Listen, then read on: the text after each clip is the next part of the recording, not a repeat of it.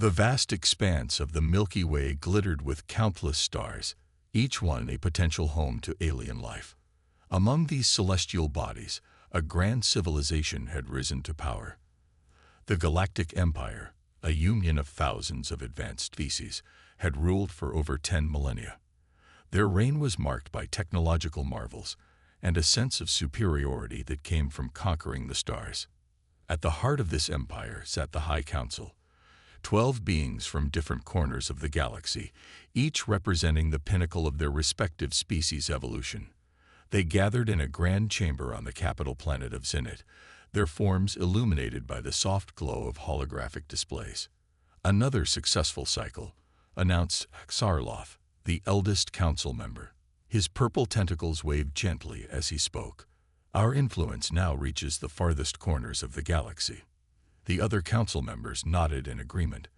Their empire had indeed grown, spreading its tendrils of power and knowledge to every star system they encountered. All except one. "What about that insignificant blue planet in Sector 8? Asked Yara, her crystalline form shimmering as she turned to face the others. "Earth, I believe they call it." A collective chuckle rippled through the chamber. Earth was a long-standing joke among the council members, a primitive world that had barely managed to send a few of its inhabitants to its own moon. "Ah, yes, the humans," said Krog, a bulky being with rocky skin, "still fighting among themselves over trivial matters, I presume." The central hologram flickered to life, displaying a 3D image of Earth. It rotated slowly, showing the blue oceans and green landmasses that made up its surface. "Our last report indicates they've made some progress," said Lyra, her feathered wings rustling as she leaned forward to study the image. "They've managed to establish a small outpost on their red neighbor, Mars," Xarloth provided. "A barren rock, hardly worth the effort." The council members agreed, but a sense of unease had begun to creep into their discussion. Something about Earth and its inhabitants didn't quite add up. "Perhaps we should send another observation team," suggested Yara. "It's been a while since our last thorough inspection." The others mulled over the idea. It seemed unnecessary, given Earth's apparent lack of advancement. However, the Empire had not become great by being careless. "Very well," Xarloth conceded. "We'll dispatch a small team. But let's be clear, this is merely a formality. We all know the humans pose no threat to our dominion." Little did they know, their complacency was about to be shattered. Weeks later, on the outskirts of Earth's solar system, a sleek Imperial scout ship dropped out of hyperspace. Its crew, a mix of the galaxy's finest observers and scientists, prepared for what they assumed would be a routine mission. Captain Zorn, a tall, slender being with iridescent skin, stood on the bridge. His 4 eyes blinked in sequence as he issued orders to his crew. "Engage stealth systems," he commanded. "We don't want to alert the primitives to our presence." The ship shimmered and vanished from sight, its advanced technology rendering it invisible to Earth's rudimentary detection systems. Or so they thought. As they approached the blue planet, something strange happened. The ship's sensors began picking up anomalous readings. "Captain," called out the science officer, her antenna twitching nervously. "I'm detecting energy signatures unlike anything we've seen before." Zorn frowned. This was unexpected. "Source: It appears to be coming from Earth's moon." The entire bridge fell silent. All eyes turned to the view screen, where Earth's lone satellite hung in the void. Its cratered surface betrayed no signs of the advanced technology their sensors were detecting. "Impossible," Zorn muttered. But as they watched, a section of the moon's surface began to shift and move. With a grace that belied its size, a massive structure emerged from the lunar regolith. It was a space station, easily dwarfing anything the Empire had built, and it wasn't alone. Ships began pouring out of hidden hangars, sleek, deadly-looking vessels that spoke of technology far beyond what the Empire possessed. In that moment, Captain Zorn and his crew realized they had stumbled upon something that would shake the very foundations of the Galactic Empire. Earth, the planet they had dismissed as insignificant, had been hiding a secret fleet of unimaginable power. The unsuspecting galaxy was about to receive the shock of the millennium. Captain Zorn's heart raced as he stared at the view screen.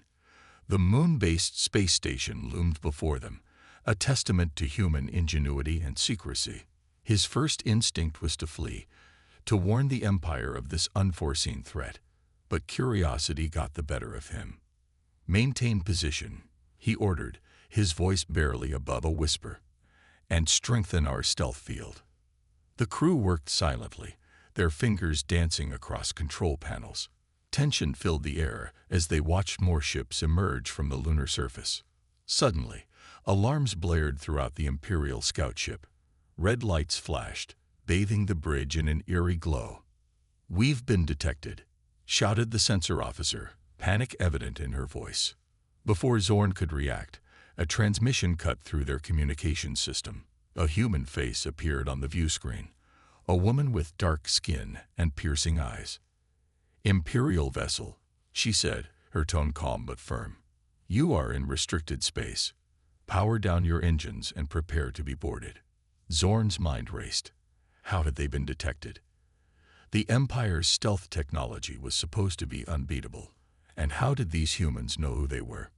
With no other choice, Zorn gave the order to comply. Within minutes, their ship was surrounded by sleek, black vessels that seemed to absorb light rather than reflect it. As they waited, Zorn's second-in-command, a reptilian being named Suvlur, leaned in close. "Captain," he hissed, "we must destroy our databanks. If the humans get hold of our intel—" Zorn nodded grimly. "Initiate purge protocol," he commanded. But before they could act, their ship shuddered. A bright light enveloped them, and Zorn felt a strange tingling sensation. When the light faded, he found himself standing in a vast, gleaming room. The entire Imperial crew had been transported aboard the human space station. They were greeted by a group of humans in sleek, dark uniforms. The woman from the transmission stepped forward. "Welcome to Artemis Base," she said, a hint of amusement in her voice. "I'm Admiral Chen of the Earth Defense Force. We've been expecting you." Zorn's 4 eyes blinked rapidly, trying to process this information. You knew we were coming." Admiral Chen smiled. "We've known about the Empire for centuries. Your observation teams aren't as subtle as you think." She gestured for them to follow, leading them through corridors filled with technology that made their own look primitive by comparison. Holographic displays showed star systems Zorn had never seen before. Humans worked alongside machines that seemed to anticipate their every need. They entered a large chamber dominated by a circular table. As they approached, the center of the table shimmered, and a 3D hologram of the galaxy appeared. "For millennia," Admiral Chen explained, "humanity has been preparing.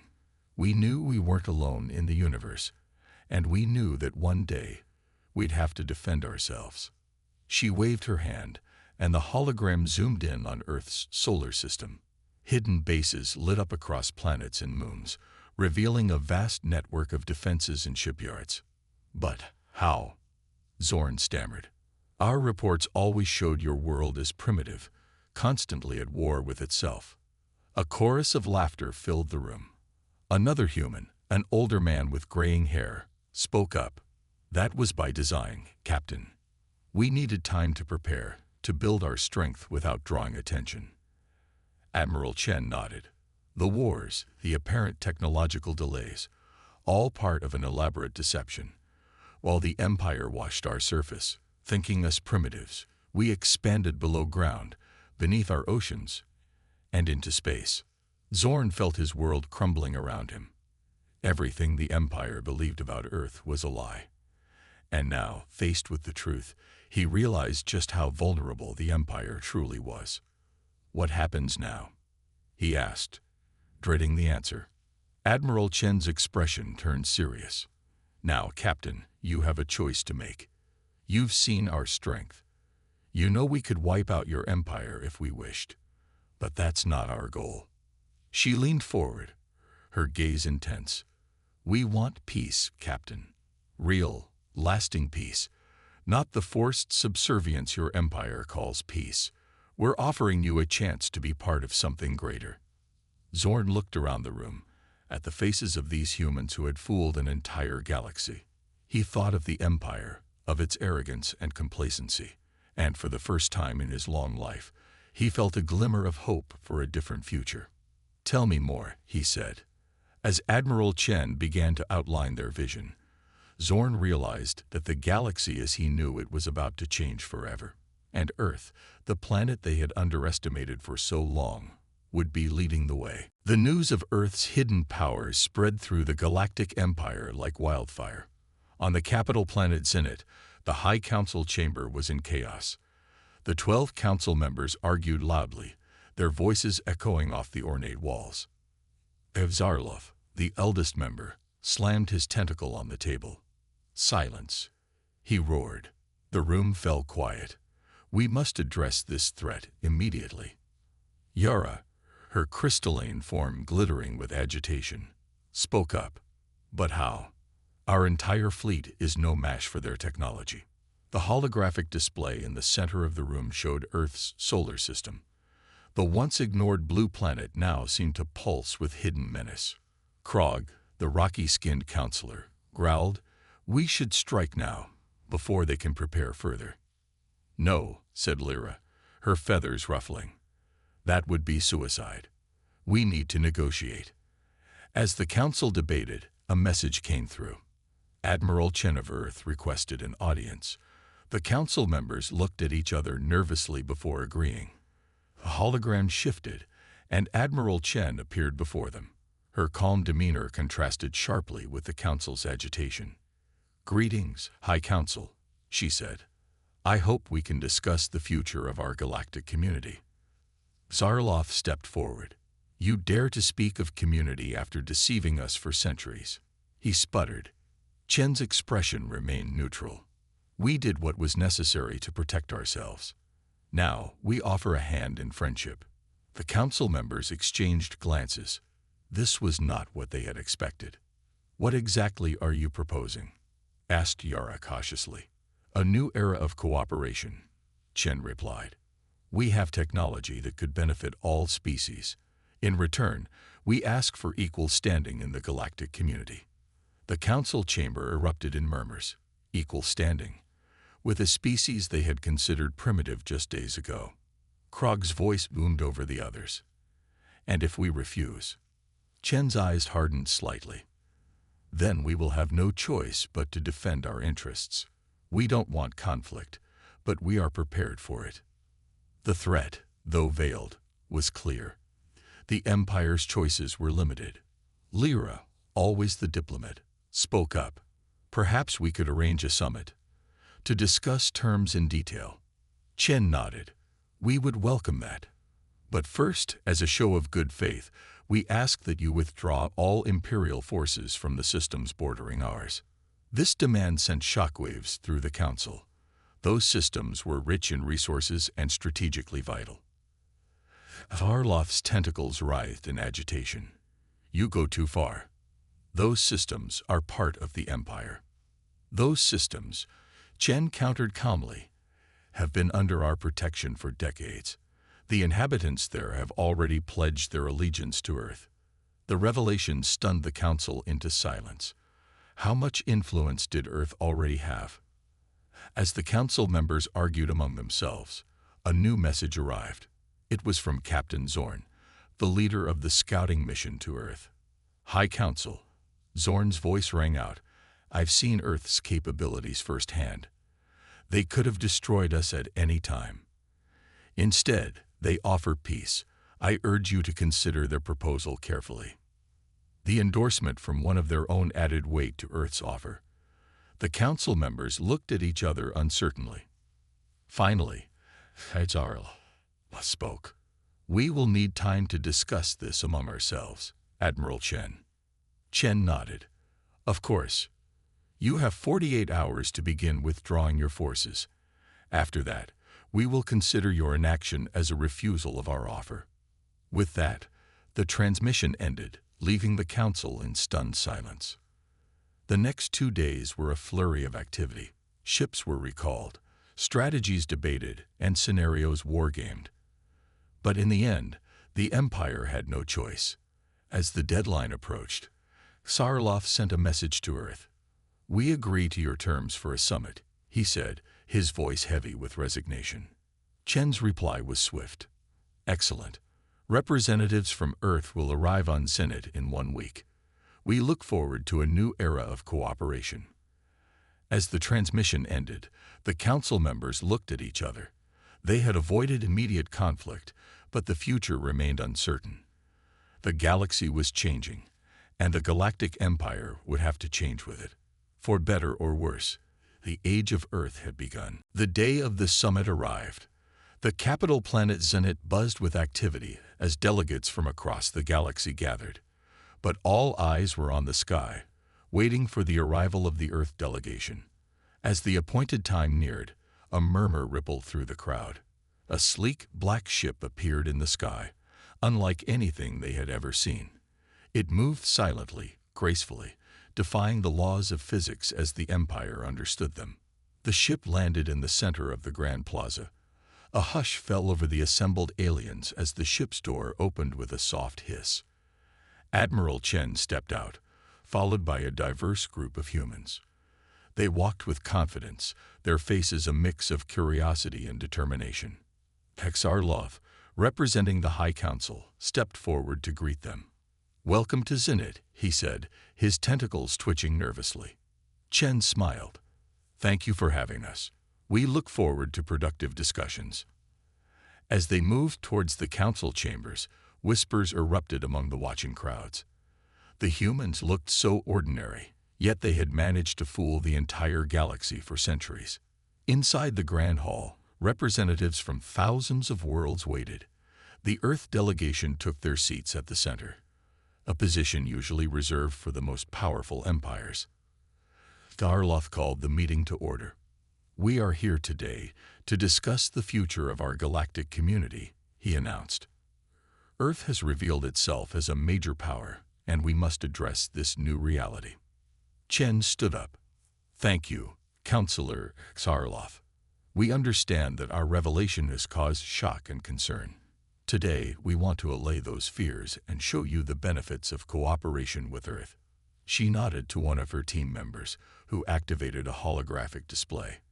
The hall gasped as a 3D image of a complex machine appeared. "This," Chen explained, "is a terraforming device. It can make barren planets habitable in a matter of months, not centuries." The display changed, showing lush, green worlds emerging from lifeless rocks. The assembled delegates murmured in amazement. "But that's not all," Chen continued. The hologram shifted again, this time showing a small, innocuous-looking cube. "This device can generate clean, unlimited energy. It could power entire planets without harming the environment."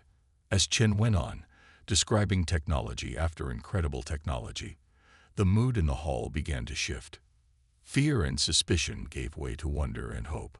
Yara, the crystalline council member, spoke up. "This is all very impressive, Admiral. But why reveal all this now? Why offer to share your technology?" Chen's expression turned serious. "Because we believe in the potential of all sentient beings. The Empire has done much good, but it has also stifled innovation and limited the growth of many species. We want to change that." She paused, looking around the room. "We don't seek to rule the galaxy. We want to elevate all species, to create a true community of equals." The hall erupted in discussion. Some delegates were excited by the possibilities, others suspicious of Earth's motives. The debate raged for hours. As the session neared its end, a young delegate from a small, often overlooked world stood up. "I have a question for the Earth delegation," he said, his voice shaking slightly. "You speak of equality and cooperation, but what guarantees do we have? How do we know you won't simply replace the Empire as our overlords?" A hush fell over the hall. All eyes turned to Chen. She smiled gently at the young delegate. "A fair question. We offer no guarantees except our actions. We have had the power to conquer for centuries, yet we chose peace. We ask you to judge us not by our words, but by what we do." Chen turned to address the entire hall. "Starting today, we will share our terraforming technology with any world that needs it. No cost, no strings attached. Let that be the first step in proving our sincerity." The announcement sent shockwaves through the assembly. Such generosity was unheard of in galactic politics. As the session ended, the delegates filed out, their heads buzzing with new possibilities. The galaxy was entering a new age, one of hope and potential. But in the shadows, some watched with narrowed eyes. Not everyone was ready to embrace this new future. The age of Earth had begun, but its challenges were just starting. Weeks had passed since the summit on Zenit. The galaxy was abuzz with excitement over Earth's promises of shared technology. But not everyone was happy with this new order. In a hidden base on the fringe of Imperial space, a group of disgruntled Empire loyalists gathered. Their leader, a former Imperial general named Kraz, paced angrily. "We cannot allow these humans to upset the balance of power," Kraz growled. His scaled skin glowed red with anger. "We must show them the true might of the Empire." The others nodded in agreement. They had spent years climbing the ranks of the Empire. They weren't about to let some upstart humans take that away. Meanwhile, on Earth, Admiral Chen sat in a high-tech command center. Holographic screens showed the status of various Earth operations across the galaxy. Suddenly, an alarm blared. Chen's aide, a young officer named Jackson, rushed in. "Admiral, we've detected a large fleet of ships entering the Proxima system. They're not responding to hails." Chen's eyes narrowed. "Proxima. That's where we're setting up our first off-world terraforming project." She quickly issued orders, her fingers dancing across holographic controls. "Deploy Defense Fleet Alpha. But remember, we want to minimize casualties. These are likely scared people, not our enemies." In space above Proxima Centauri, Earth's terraforming ships worked tirelessly. The once barren planet was already showing signs of life, with small patches of green visible from orbit. Suddenly, the sky lit up as a massive Imperial fleet dropped out of hyperspace. Leading the fleet was Kraz's flagship, an enormous vessel bristling with weapons. Kraz's voice boomed across all channels. "Attention Earth vessels. You are in violation of Imperial space. Power down your ships and prepare to be boarded. This is your only warning." For a moment, there was silence. Then, a small fleet of Earth ships shimmered into view. They had been there all along, hidden by advanced cloaking technology. The Earth fleet was tiny compared to the Imperial Armada, but size wasn't everything. Admiral Chen's voice came through clear and calm. "This is Admiral Chen of the Earth Defense Force. We are here on a peaceful mission, invited by the inhabitants of this system. We have no quarrel with you. Please, let's talk about this." Kraz sneered. "The time for talk is over." He turned to his weapons officer. "Fire." Massive energy beams lanced out from the Imperial ships, heading straight for the Earth fleet. But at the last second, the beams seemed to bend around the Earth ships, leaving them untouched. On his bridge, Kraz stared in disbelief. Impossible. Fire again. But it was Earth's turn now. Their ships began to move, dancing between the Imperial vessels with impossible speed and grace. Beams of light shot out, not damaging the Imperial ships, but disabling their weapons and engines. In less than 5 minutes, the entire Imperial fleet was dead in space. Chen's voice came through again. "As you can see, we could have destroyed you, but that's not our way. Now, can we please talk?" Kraz slumped in his chair, defeated. How could he have been so wrong about Earth's capabilities? Back on Earth, Chen watched the aftermath of the battle. She sighed heavily. This wasn't how she had wanted things to go. Jackson approached her. "Admiral, the Imperial ships are contained. The terraforming project is safe. It's a victory." Chen shook her head. "A victory, yes. But at what cost? We've just confirmed the worst fears of those who don't trust us." She stood up, her face determined. Send a message to the High Council. Tell them what happened here. And let them know that we're ready to hand over the captured Imperial ships and crew as a show of good faith." As Jackson hurried off, Chen turned back to the holographic displays. The galaxy was watching now. Earth's response to this attack would set the tone for everything that followed. The first skirmish was over. But the real battle, the battle for the galaxy's trust, was just beginning. The news of the skirmish in the Proxima system spread across the galaxy like a shockwave. On countless worlds, beings of all shapes and sizes huddled around information terminals, trying to make sense of what had happened. On Zenit, the capital of the Galactic Empire, the High Council was in an uproar. Khazar Loth's tentacles waved frantically as he addressed his fellow council members. This attack was unsanctioned.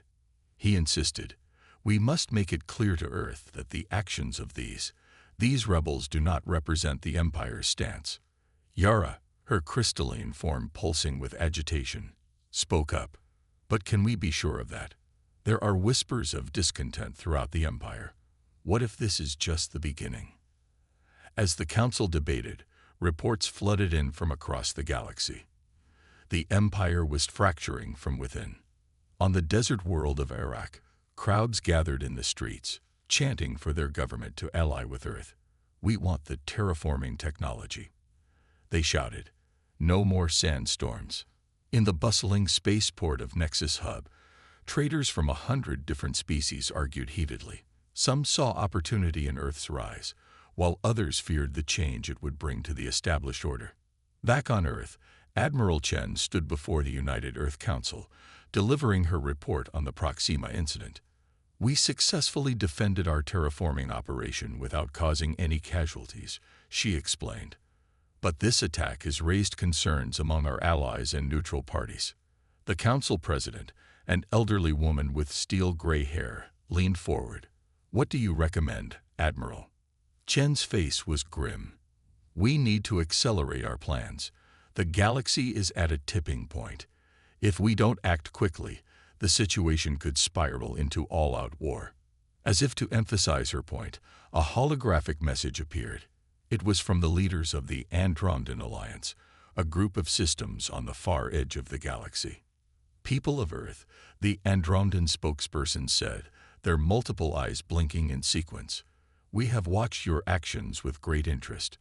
We formally request to open diplomatic relations and to seek your protection against imperial aggression." The council chamber erupted in murmurs. This was unprecedented. The Andromedan Alliance had been neutral for millennia. Meanwhile, on a secret imperial base, General Kraz paced in his cell. He had been arrested upon his return, branded a traitor for his unsanctioned attack. But as he watched the news feeds, a smile crept across his face. "They'll see," he muttered. "They'll all see that I was right to fear Earth's power."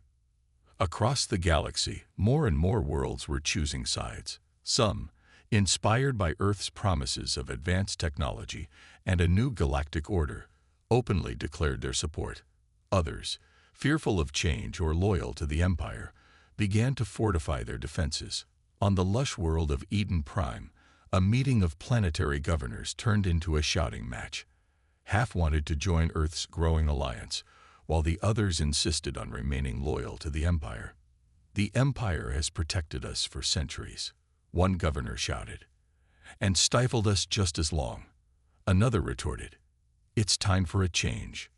As the debate raged, no one noticed the small drone hovering outside the window, transmitting everything to waiting ears light years away. In a hidden rebel base, a diverse group of species gathered around a holographic display, watching the events unfold across the galaxy. Their leader, a grizzled veteran of a dozen wars, spoke softly. "This is our chance. While the Empire and Earth are focused on each other, we can strike. We can finally bring true freedom to the galaxy." Back on Zenit, the High Council had finally reached a decision. Exarloth, looking tired but determined, addressed the galaxy. "We extend an invitation to Earth's leaders to meet with us," he announced. "Not as subordinates, but as equals. The time has come for a new galactic accord." As his words echoed across countless worlds, beings everywhere held their breath. The galaxy stood on the brink of a new era. But would it be an era of peace and cooperation, or one of conflict and chaos? The next few days would determine the fate of trillions. And at the center of it all stood Earth, the once ignored planet that had changed everything. The Great Hall on Neutral Station hummed with tension. Representatives from every corner of the galaxy had gathered for what many were calling the most important meeting in galactic history. At one end of the massive round table sat the High Council of the Galactic Empire, led by Xarloth. His tentacles were unnaturally still, betraying his nervousness. Opposite them sat the Earth delegation, with Admiral Chen at its head, her face a mask of calm determination. Between them were representatives from hundreds of other worlds and alliances, including the newly formed Andromedan Alliance and several former Imperial worlds that had declared independence. As the meeting began, Xarloth spoke first. For millennia, the Empire has maintained peace and order in the galaxy, but we recognize that times have changed. We are here to forge a new path forward. Admiral Chen nodded. Earth doesn't seek to replace the Empire as a galactic power. We envision a galaxy where all species work together, sharing knowledge and resources for the benefit of all. The debate that followed was intense. Some worlds feared losing the Empire's protection. Others were eager for the advancements Earth promised. Trust was in short supply on all sides. As arguments heated up, an unexpected voice cut through the noise. It was Captain Zorn, the Imperial officer who had first discovered Earth's true power.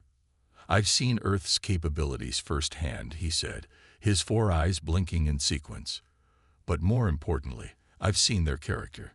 They could have conquered us, but they chose peace. I believe we should trust them. His words seemed to shift the mood in the room. Slowly, a framework for a new galactic order began to take shape. Earth would share its advanced technology, but under strict guidelines to prevent misuse. The Empire would transition from a ruling body to a peacekeeping force, working alongside Earth and other worlds to maintain stability. A new galactic council would be formed, with representation from all species, to make decisions that affected the galaxy as a whole. As the final details were hammered out, a cheer went up from the observation decks where billions across the galaxy were watching the proceedings. Admiral Chen and Xarloth stood and shook hands, or in Xarloth's case, tentacles, sealing the agreement. The cameras flashed, capturing the historic moment. But not everyone was celebrating. In the shadows of the station, General Kraz, who had escaped custody, watched with narrowed eyes. This isn't over, he growled to his small band of loyalists. The true Empire will rise again. They slipped away, unnoticed in the excitement. Over the next few months, the galaxy saw rapid changes. Earth's terraforming technology transformed barren worlds into lush paradises. Clean energy devices eliminated pollution on industrialized planets. Medical advancements saved countless lives. But it wasn't all smooth sailing. Some worlds struggled to adapt to the new technologies. Cultural clashes arose as species that had long been separated began to mingle more freely. The new Galactic Council faced its first major test when a devastating natural disaster struck the Orion sector. Earth and former Imperial ships worked side by side in the rescue efforts, saving millions of lives and showing the true potential of their new alliance. A year after the historic meeting, Admiral Chen stood on the bridge of Earth's new flagship, the Unity. Beside her stood Xarloth, now the head of the peacekeeping force, and representatives from a dozen other species. As they looked out at the stars, Chen smiled. "We've come a long way," she said. Xarloth's tentacles waved in agreement. "Indeed, and we have a long way yet to go. But together, I believe we can face any challenge." As if on cue, an alarm sounded. A junior officer rushed up. "Admiral, we're detecting strange energy readings from the galactic core. It's like nothing we've ever seen before." Chen and Xarloth shared a look. The galaxy, it seemed, still had surprises in store for them. But this time, they would face them united. As the Unity changed course to investigate, Chen couldn't help but feel a sense of excitement. The age of Earth had begun, but it was clear that the greatest adventures for all species still lay ahead. The galaxy, once divided, now looked to the future with hope and wonder.